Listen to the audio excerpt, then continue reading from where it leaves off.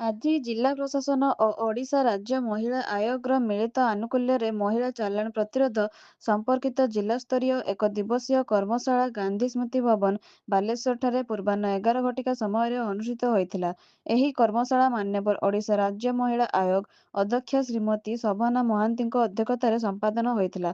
ଉକ୍ତ କର୍ମଶାଳାରେ ମୁଖ୍ୟ ଅତିଥି ଭାବେ ସରକାରୀ ଦଳର ଉପମୁଖ୍ୟ ସଚେତକ ତଥା ମାନ୍ୟବର ରେମଣା ବିଧାୟକ ଶ୍ରୀଯୁକ୍ତ ଗୋବିନ୍ଦ ଚନ୍ଦ୍ର ଦାସ ଯୋଗ ଦେଇଥିଲେ। ତାଙ୍କ ସହିତ ଅତିରିକ୍ତ କାର୍ଯ୍ୟନିର୍ବାହୀ ଅଧିକାରୀ ଜିଲ୍ଲା ପରିଷଦ ଡକ୍ଟର ମଧୁସ୍ମିତା ସାମନ୍ତରାୟ, ଅତିରିକ୍ତ ଆରକ୍ଷୀ ଅଧୀକ୍ଷକ ଶ୍ରୀଯୁକ୍ତ ନିରଞ୍ଜନ ବେହେରା, ଜିଲ୍ଲା ସମାଜ ମଙ୍ଗଳ ଅଧିକାରୀ ଶ୍ରୀମତୀ ଜ୍ୟୋତ୍ସ୍ନା ମହାନ୍ତି, ଜିଲ୍ଲା ଆଇନ ସେବା ପ୍ରାଧିକରଣ ଅଧିକାରୀ, ପୋଲିସ ଉପ ଅଧୀକ୍ଷକ, ବ୍ଲକ ଅଧ୍ୟକ୍ଷ ଅଧ୍ୟକ୍ଷା ଏବଂ ପରିଷଦ ସଦସ୍ୟ ସମସ୍ତେ ଅନ୍ୟ ବିଭାଗର ବରିଷ୍ଠ ଅଧିକାରୀମାନେ ଉପସ୍ଥିତ ହୋଇ ମହିଳା ଚାଲାଣ ଶବ୍ଦଟି ଆମ ସମାଜର ମୂଲ୍ୟବୋଧ ଓ ମାନବିକତାକୁ କ୍ଷୁଣ୍ଣ କରିଥାଏ। ଏହା ବିଶେଷ କରି ଗ୍ରାମାଞ୍ଚଳରେ ବସବାସ କରୁଥିବା ଆର୍ଥିକ ଦୁର୍ବଳ ଏବଂ ଦରିଦ୍ର ଶ୍ରେଣୀ, ଅଶିକ୍ଷିତ ଓ ବେକାରୀ ମହିଳାମାନେ ଏହାର ଅଧିକ ଶିକାର ହୋଇଥାନ୍ତି। ଏହାକୁ ରୋକିବା ପାଇଁ ସରକାର ଆଇନ ଦ୍ୱାରା ବ୍ୟାପକ ବ୍ୟବସ୍ଥା କରିଛନ୍ତି।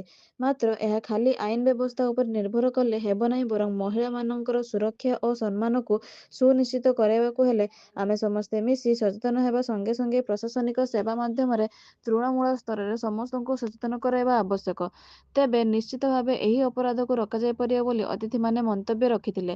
ଉକ୍ତ କର୍ମଶାଳାକୁ ବିଶେଷ ଉଦ୍ବୁଦ୍ଧ କରିବା ନିମନ୍ତେ ଜିଲ୍ଲାର ଶିଶୁ ବିକାଶ ପ୍ରକଳ୍ପ ଅଧିକାରୀ, ପର୍ଯ୍ୟବେକ୍ଷକ, ଆଶାକର୍ମୀ, ଅଙ୍ଗନୱାଡି କର୍ମୀ, ସରପଞ୍ଚ, ୱାର୍ଡ ମେମ୍ବର, ସମିତି ସଭ୍ୟା, ସ୍ୱୟଂ ସହାୟକ ଗୋଷ୍ଠୀର ସଦସ୍ୟା, କିଶୋରୀ ବାଳିକା ଓ ଅନ୍ୟ ମହିଳାମାନଙ୍କ ସହିତ ଜିଲ୍ଲା ମହିଳା ସଶକ୍ତିକରଣ କାର୍ଯ୍ୟାଳୟର ସମସ୍ତ କର୍ମକର୍ତ୍ତାମାନେ ସକ୍ରିୟ ଅଂଶଗ୍ରହଣ କରିଥିଲେ।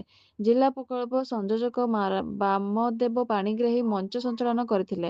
ସର୍ବଶେଷରେ ମହିଳା କମିଶନ ସଦସ୍ୟ ଅରବିନ୍ଦ ପଟ୍ଟନାୟକ ଉପସ୍ଥିତ ରହି ସମସ୍ତ ସମ୍ମାନିତ ବ୍ୟକ୍ତିବିଶେଷ ଓ ଅଂଶଗ୍ରହଣକାରୀମାନଙ୍କୁ ଧନ୍ୟବାଦ ଜ୍ଞାପନ କରି କର୍ମଶାଳାକୁ ଉଦ୍ଯାପିତ କରିଥିଲେ।